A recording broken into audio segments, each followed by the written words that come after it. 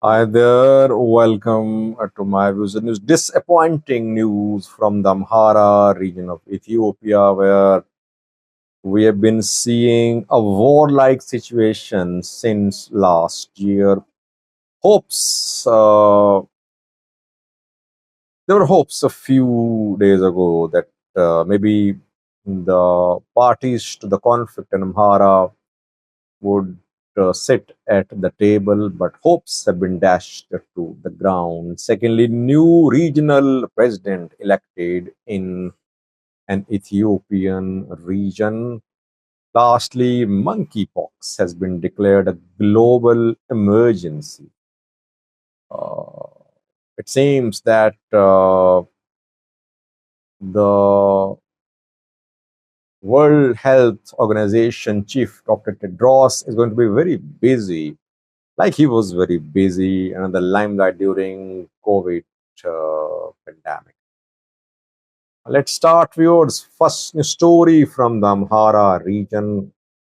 It was almost a year ago when, more than a year ago rather, when Ethiopian military launched an operation to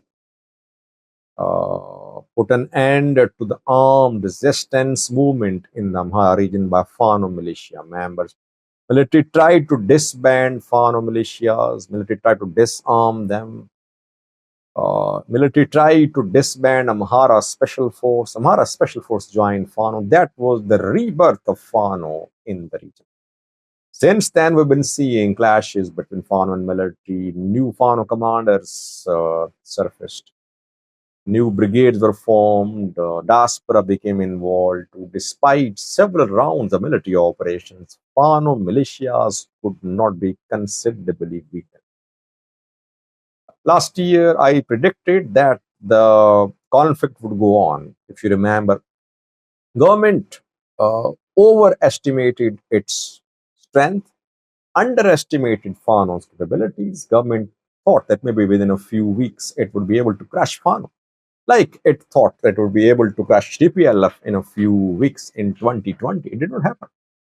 The government miscalculated. Fano got bigger, stronger, and now it seems that government has realized that only way out is negotiations. Amhara regional president, Ethiopian PM Abiy, they've been calling for talks with Fano groups. A few last month, rather, we saw announcement by a group calling itself Amhara Peace Council. Uh, the group consisted of elders from religious institutions, etc. They wanted to mediate between Fano fighters and Ethiopian government. Ethiopian government welcomed the move, and the peace council members met with government leaders. Fano groups did not positively respond to the formation of peace council, but still we were waiting for the results. The peace council members tried to engage Fano. They're from Amhara region. They have their roots there. They have the connections there. And yesterday, they shared details of what happened. Have they been able to produce any results? Did they achieve any results?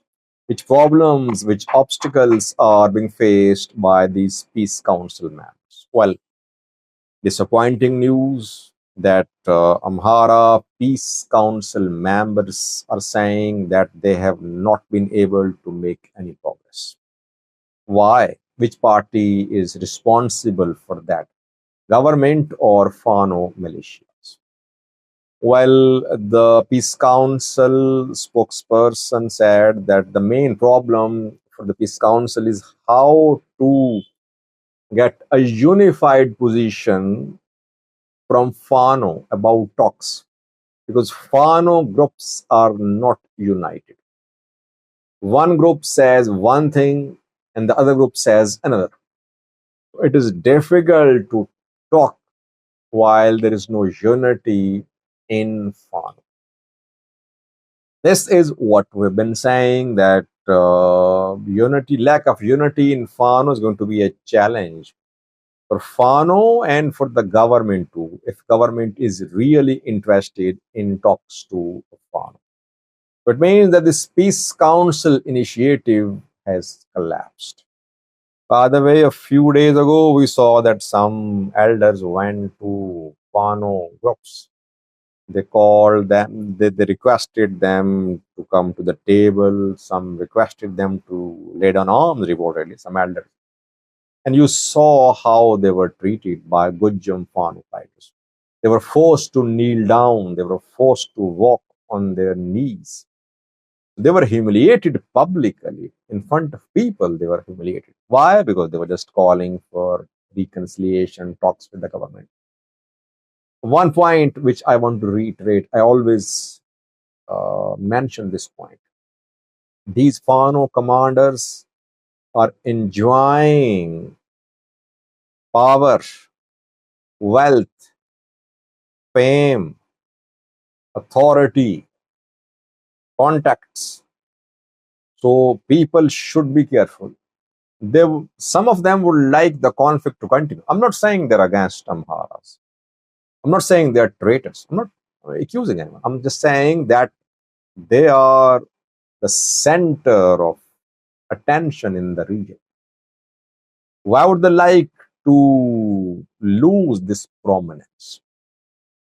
I think some saner voices in Fano should bring Fano on one page. If Fano fighters, Fano groups are fighting for a change, obviously they must have an agenda. They must have a plan, a manifesto. What do they want to achieve? For that, internal discussion should be held. Leadership will have to be created and accepted in the region. Skandar tried to lead, but we saw what happened. That election of Skandar created more divisions in Fano. After that, we saw that two Fano commanders were arrested by security forces. So, yes, lack of unity in Fano is a serious challenge, not just for Fano, but for government too, if the government wants to talk to Fano. Secondly, viewers, Gambella regional president has been removed, new president has been elected. The president removed is Omud Ojulo, who remained in power for 6 years. And now Elemito Omud has been elected as the replacement. Gambella has been facing ethnic violence. Violence between MPOX and Neos. And some groups have been accusing Gambella regional government of Omud Ujjolo of supporting one group. So there have been calls for the removal of Omud Ujjolo. He has resigned. New president has taken office. Let's see. Will he be able to restore peace in the region? Remains to be seen. Lastly, viewers, Dr. Tedros has declared monkeypox as a global emergency. Dr. Tedros Adhanom, the WHO chief, is from Ethiopia, from Tigray. The man was very active during Tigray war. During COVID-19 as well, he was on the front line. He warned the world against COVID-19. Now he's warning the world against monkeypox, a rapidly spreading disease in Africa and other parts of the world. Thanks for watching.